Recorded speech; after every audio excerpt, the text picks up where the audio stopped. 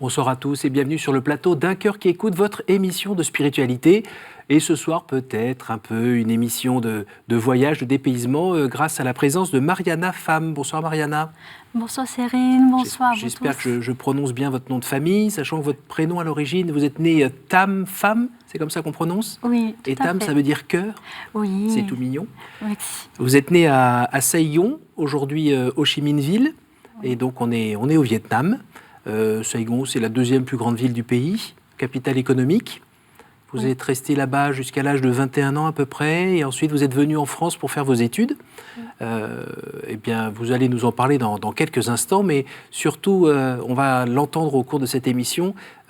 Pour vous, ce qui est important, c'est de chanter, car à travers la musique, c'est pour vous transmettre l'amour de Dieu à tous. C'est bien ça? Oui, tout à fait. Alors, pour l'illustrer, je vous invite à nous chanter quelque chose.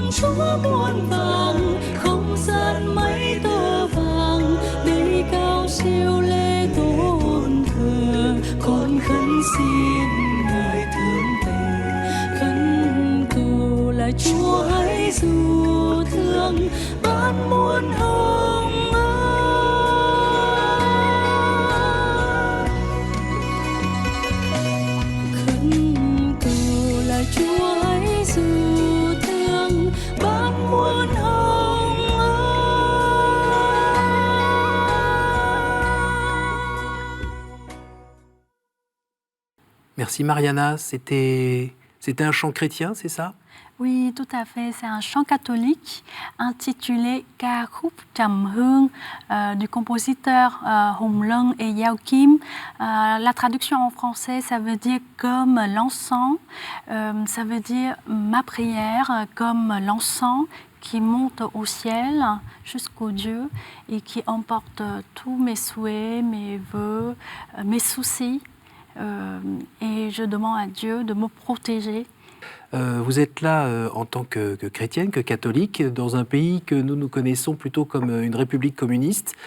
Comment vous avez réussi à être catholique dans ce pays-là? Oui. Si on peut en parler.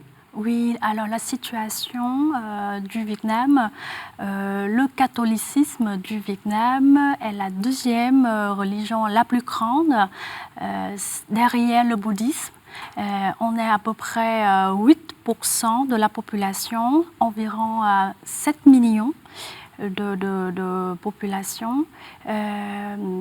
C'était les statistiques en l'an 2019. Vous voyez, 8%, on est quand même la deuxième, mais ce n'est pas beaucoup. Et les catholiques au Vietnam, on est très croyants. On est allé à l'église tous les dimanches comme une évidence. C'est aussi une occasion pour que toute la famille se réunisse, les cousins, cousines. Après la messe, on se retrouve autour d'un repas convivial pour prendre des nouvelles l'un l'autre. Moi, j'ai la chance d'être née dans une famille catholique. Je suis baptisée dès naissance, comme la tradition. Et j'ai eu la chance d'avoir presque tous les sacrements, c'est-à-dire le baptême, première communion, la confirmation. Et puis j'ai participé aussi dans les classes catéchisme dès mon très jeune âge. Dites-moi, Mariana, qui vous a appris à prier? C'était ma mère. C'était ma mère, elle prie beaucoup, et ma grand-mère aussi. Je vois tous les soirs, ma grand-mère prend ses chapelets et elle prie devant Dieu. Et toujours, elle confie à Dieu. Je pense que j'ai appris beaucoup à travers l'image de ma grand-mère. D'accord. Alors vous avez étudié et vécu là-bas jusqu'à l'âge de 21 ans. Et puis là, sur les conseils de votre maman, vous êtes venue en France pour étudier. Oui, en fait, j'ai eu la chance de trouver des bourses d'études de l'association Les Enfants du Mékong. Dont on parle régulièrement ici sur l'antenne. Tout à fait, et merci beaucoup à eux. C'était un grand soutien pour moi. Dès que je suis arrivée en France, j'étais dans un foyer catholique, encadré par un directeur très gentil, directeur du foyer, et un éducateur. C'était un prêtre. Il est très très gentil, il était toujours avec nous, et il fait des messes tous les soirs. Comme ça, tout le monde peut participer, même si on est catholique ou pas. Si on souhaite prier ou trouver un moment de paix, on peut venir prier tous les soirs. Vous avez donc suivi des études en France qui vous ont permis d'être notamment récemment attaché parlementaire. Et puis là, vous avez changé de métier pour être plus dans la communication. Est-ce que vous pourriez nous dire un petit peu votre vie de foi, comment vous avez pu la vivre en France? Oui, en fait, voilà, j'étais attachée parlementaire auprès de l'Assemblée nationale avec une députée, et c'était une énorme chance pour moi afin de vivre pleinement dans la vie politique française. C'est ce que j'ai jamais imaginé. Un jour, je peux obtenir ce poste, et j'ai beaucoup appris des expériences, des connaissances, et je garde toujours pour moi comme des expériences très riches. En ce moment, je suis cadre dans une entreprise privée pour la communication et la publicité digitale. Et je suis très heureuse avec mes collègues. Ils sont très gentils. On est comme une famille. On s'entraide et on est tout pour un objectif de succès de la société. Et être chrétien en France, c'est différent d'être chrétien dans votre pays d'origine? Depuis que je suis arrivée en France, c'était en l'an 2007, j'ai participé activement dans la vie catholique. J'ai animé beaucoup des messes. Pendant une dizaine d'années à peu près? Oui, plus de dizaine d'années maintenant. J'ai animé dans différentes églises en Île-de-France, là où j'ai habité. Maison-Alfort, Agnières-sur-Seine, Courbevoie, Rungis, même à Paris. Et puis la MEP, c'est Mission étrangère de Paris. Voilà, j'ai aussi l'occasion d'animer les messes des saints martyrs du Vietnam. C'était mon honneur. Et voilà, j'ai aussi des amis prêtres qui sont venus pour approfondir des connaissances, des études à la MEP. Et voilà, c'est l'occasion. Est-ce qu'on peut dire qu'à un moment dans votre vie, vous vous êtes senti plus proche du Christ ou de Dieu? Oui. Pour moi, je trouve que Dieu est l'amour. Il est toujours là pour moi. Il est comme un père, un frère, un ami qui est toujours là, qui m'écoute, qui m'accompagne dans les hauts et les bas dans la vie. Et notamment quand vous étiez loin de votre famille, même si à 21 ans, on est une adulte, il y a des moments où c'est la prière qui vous a permis de tenir? Oui, tout à fait, tout à fait. Comme je vous ai dit, j'ai commencé tout de suite à animer les messes. Je participe activement dans les activités de ma paroisse. Oui, c'est ça. La paroisse était votre famille, en fait. Et certainement, je suis bien entourée par des parraines, marraines, que j'appelle tout le monde parraine, marraine parce qu'elles sont super gentilles. Et puis, le foyer où j'étais, de l'association des enfants du Mékong, je suis bien entourée, bien renseignée, parce que pour un étranger en France, surtout les papiers administratifs, c'est très compliqué. Voilà, et j'ai la chance d'être dans les bonnes mains. À un moment, il y a votre grand-mère qui a rejoint le Père. Et ça a été un moment un peu spécial parce que vous étiez quand même à plusieurs milliers de kilomètres. Comment ça s'est vécu? Oui, c'était un événement marquant pour moi. Et je pense que c'est un des miracles que j'ai la chance de vécu. Et je souhaite de le partager avec vous et à tout le monde. C'était en l'an 2010, avant le décès de ma grand-mère. À l'époque, elle était très malade. Elle est au Vietnam et moi, je suis en France pour poursuivre mes études. Et tous les médecins qu'on a consultés, tout le monde dit qu'elle n'arrive pas à tenir pendant une semaine. Elle n'arrive pas. Et moi, j'ai peur. J'avais peur. En France à ce moment-là. Oui, voilà. Et puis pour retourner au pays, il faut quoi, 3-4 jours? Exactement, au moins 3-4 jours pour bien ranger mes affaires et réserver les billets d'avion et rentrer, puis le décalage horaire, tout. Au moins 3-4 jours. Et j'avais peur de ne pas pouvoir la revoir pour la dernière fois. Je suis allée à l'église pour prier avec la Vierge Marie et Dieu. Je leur ai demandé de protéger ma grand-mère jusqu'à quand je sois rentrée. Et c'était un miracle parce que non seulement ma grand-mère arrive à tenir une semaine, mais elle est restée avec moi environ un mois. Oh. Environ un mois après mon retour. Et ça a été l'occasion pour vous de grandir encore dans la foi, oui. Comme on dit, cheminer spirituellement? Oui, parce que pendant un mois, j'ai vécu avec elle, j'ai parlé, je m'occupe d'elle. Et j'ai vu aussi les souffrances qu'elle a en elle, parce que, par exemple, la dernière semaine, c'était très dur pour elle. Vous imaginez, son foie ne fonctionne plus, son foie durcit, ses reins ne fonctionnaient plus, ses poumons sont remplis de l'eau. Voilà, elle n'arrive plus à manger, à faire ses toilettes. C'était très très dur. Et moi, en voyant tout ça, chaque instant, mon cœur est serré. Et j'ai prié, encore une fois, à ce moment-là, avec Dieu et la Vierge Marie.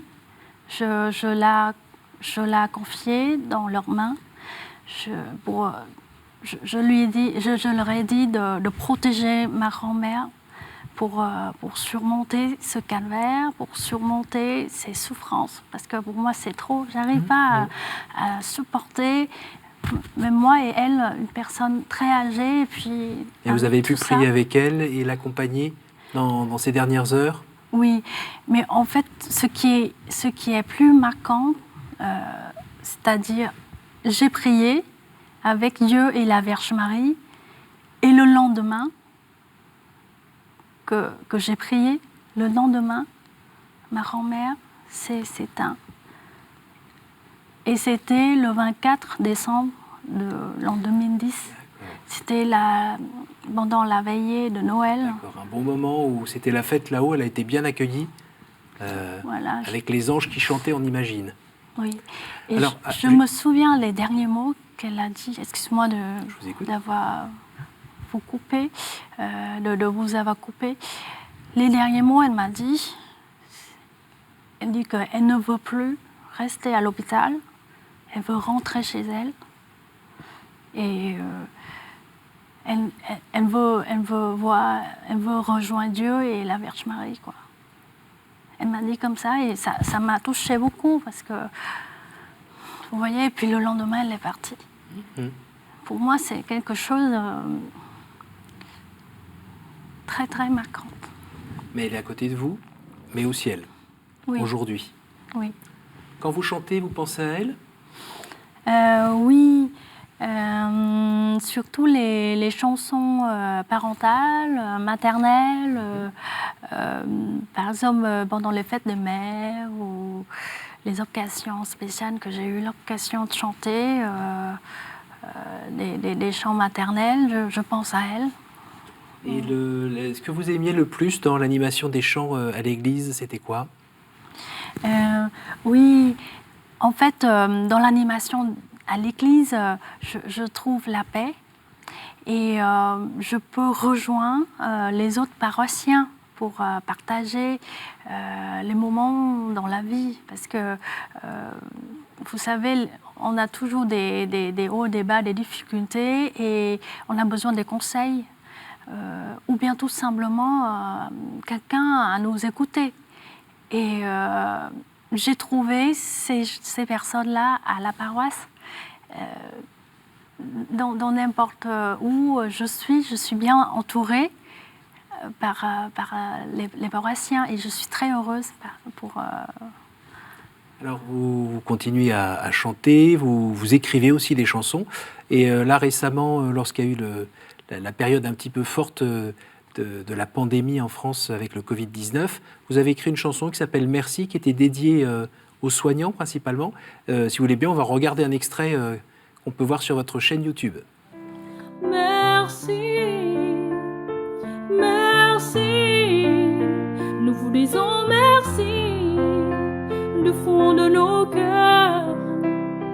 Courage, courage, vous êtes des anges dans notre combat pour sauver le monde. Qu'est-ce qui vous a donné envie d'écrire cette chanson? En fait, la musique est ma passion. Et la musique joue un rôle très important dans ma vie. Quand je suis triste, je chante ou j'écris des chansons. C'est bizarre, mais dans les moments moroses, on arrive à écrire le plus. Voilà. Et j'ai composé beaucoup de chansons déjà. Et à l'occasion de rendre hommage à des professionnels de santé durant le Covid-19, ça me touche énormément leur contribution, leur sacrifice. Voilà, le don de leur personne, un peu à l'image du Christ. Exactement. Voilà. Faire du bien aux plus fragiles et puis être prêt à donner sa vie pour ceux qui risquaient de faire la leur. Exactement, de faire face à des dangers. Ils n'ont pas peur, ils sont des héros et ils font leur métier, mais ils donnent leur force. Et cela me touche énormément. Et puis, ont témoigné les actions, les activités autour chez moi. Par exemple, les gens applaudissent tous les soirs à 20h. Je me suis dit, je suis inspirée. Tous ces beaux gestes pour écrire une chanson à rendre hommage à des professionnels de santé. Alors on arrive déjà à la fin de cette émission. Je vais vous demander de tirer l'une après l'autre 3 cartes et d'y répondre brièvement. Allez-y.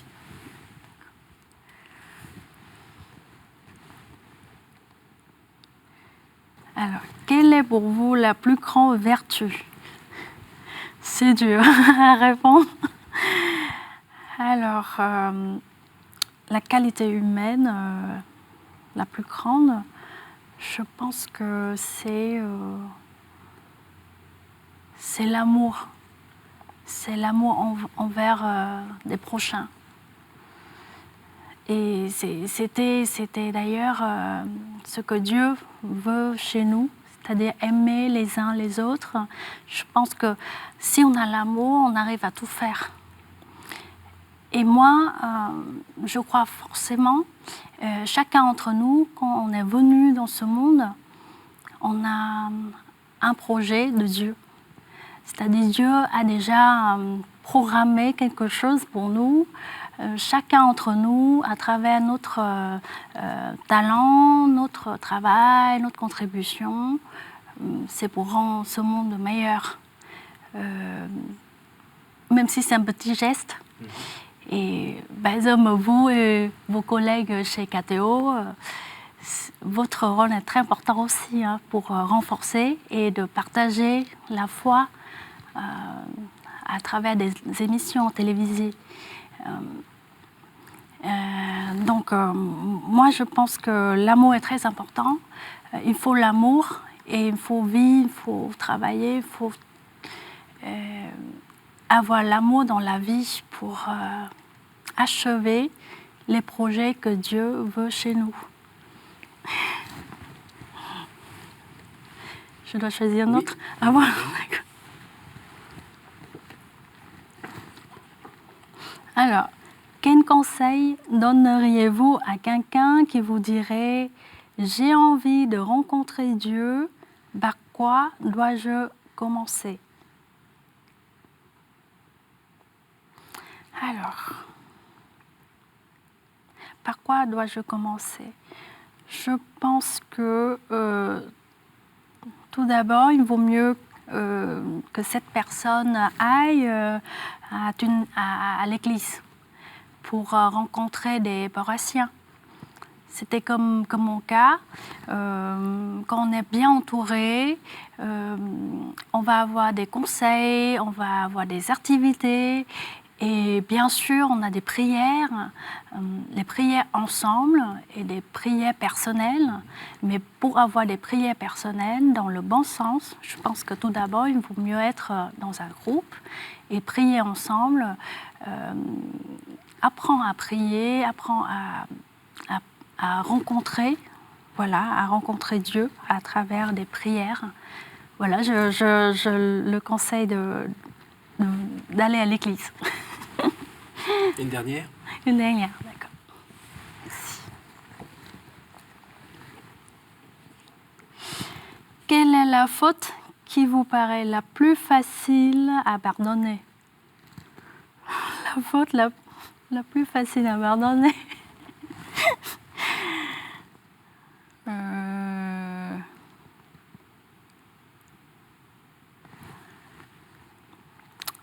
La faute la plus facile à pardonner, je pense que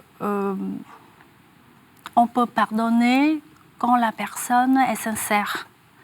Il reconnaît sa faute et il souhaite de le corriger. Et ça, on peut pardonner sans problème. Donc, je ne sais pas si j'ai bien répondu. Vous avez répondu, on entend bien ce que vous dites. Merci. Merci beaucoup, Mariana. Merci d'être venue nous apporter un petit vent comme ça frais de votre pays d'origine notamment. Et puis merci pour ces chants, cette joie que vous donnez aux gens qui vous entendent quand vous chantez, notamment à l'église, mais pas seulement, et aussi sur votre chaîne YouTube. Oui. Merci beaucoup et merci à vous tous pour votre fidélité. Écoutez, si vous voulez partager cette émission, évidemment, il y a notre site comme d'habitude, www.ktotv.com. Je vous dis à la semaine prochaine.